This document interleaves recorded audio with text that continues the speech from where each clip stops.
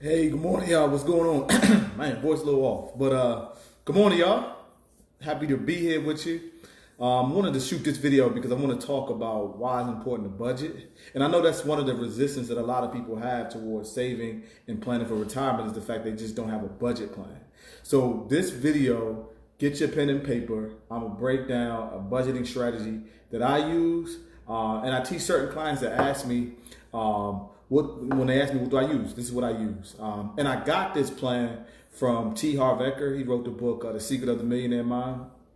He's a guy that self-made guy, built a bunch of businesses and things like that. And one of the things that he talked about is just like having a money mindset. That's one of the topics of his book.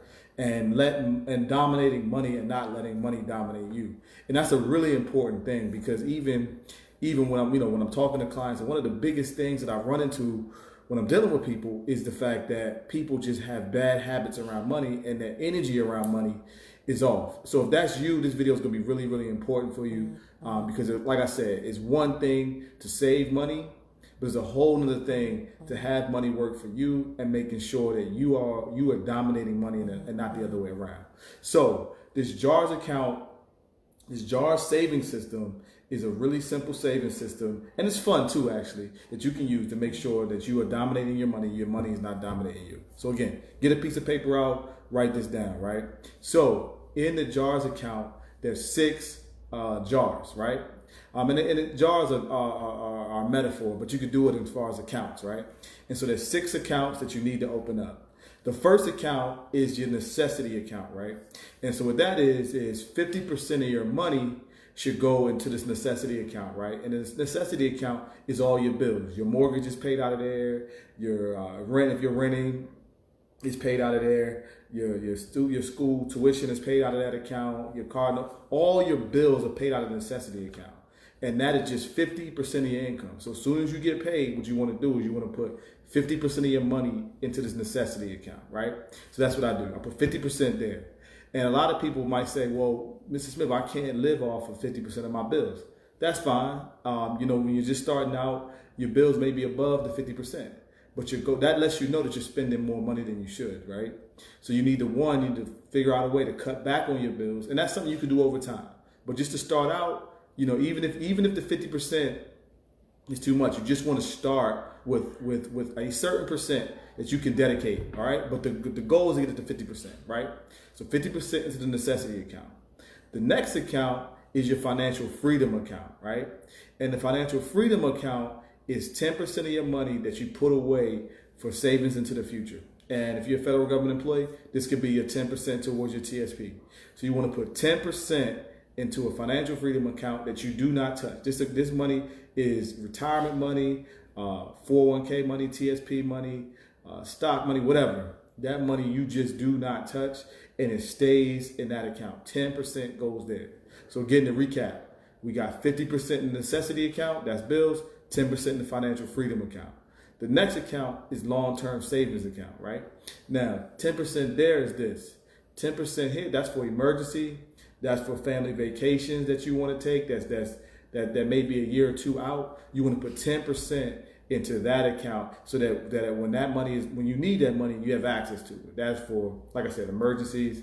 That could be mainly emergencies and vacations, things like that, or long-term projects. Like if you want to save for a house that you want to buy the next couple of years, all of that will go into that long-term savings account, right? So again, to recap, we got the necessity account, we got the financial freedom account, and then we got the long-term savings account. The next account we got is the best account, the funnest account. I said funnest. The account that you're going to have the most fun with, right? And that's called your play account. This is really important energetically. And the reason why this is important energetically is because the play account is the money that you use to blow and spend on yourself, right? And so a lot of times, at least for me, I know when I would spend money, I would still spend money out of guilt and not really knowing whether it was budgeted for different things, allocated for different things.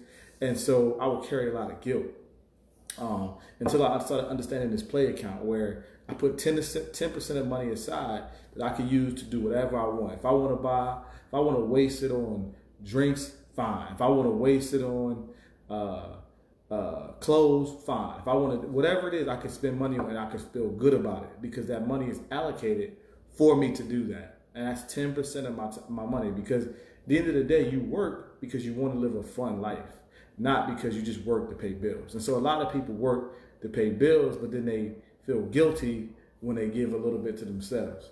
And that guilt leads them to spending, overspending more and more and more, because emotionally they're out of whack, right? So you definitely want to be able to have that play account and have fun and enjoy that play account. The next account, we'll go back and recap again. We got the necessity account. We got the long-term savings account.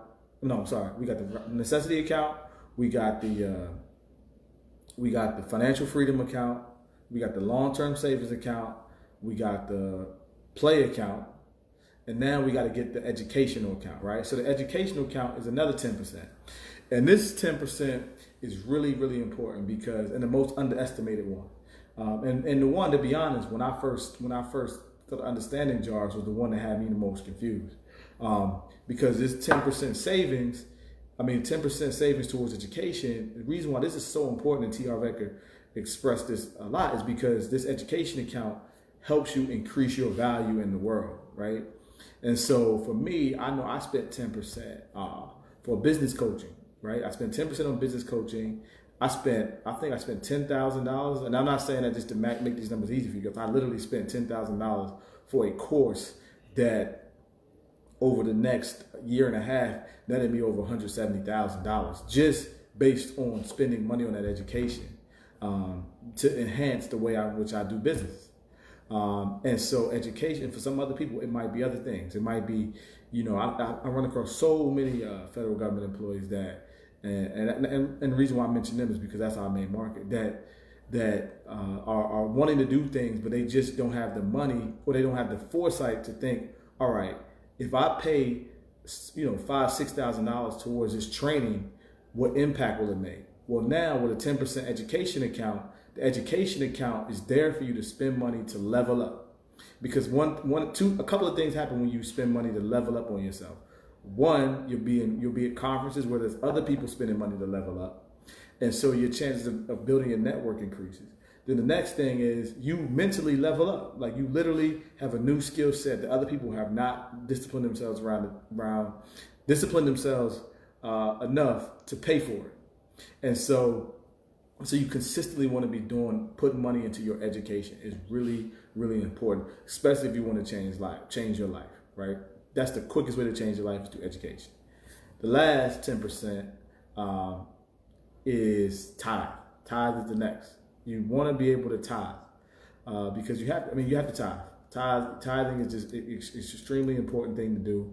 The Bible says you need to do it, and then it's just good for the spirit to be able to have money that you give back. Whether it's to church, some people go to church, some people don't. Some people want to donate to charity. That's a good thing. Some people want to donate to their family members. That's another thing. But regardless, it's just, or even having money when somebody asks, and it's like, all right, cool. Yeah, I could let you borrow that because I got 10% of my charity account. You ain't got to tell them it's coming from the charity account, but in the tithe account, but that's what that money is allocated for. So let me go back over. We got 50% in the necessity account. We got 10% in the financial freedom account. We got 10% in the long-term savings account.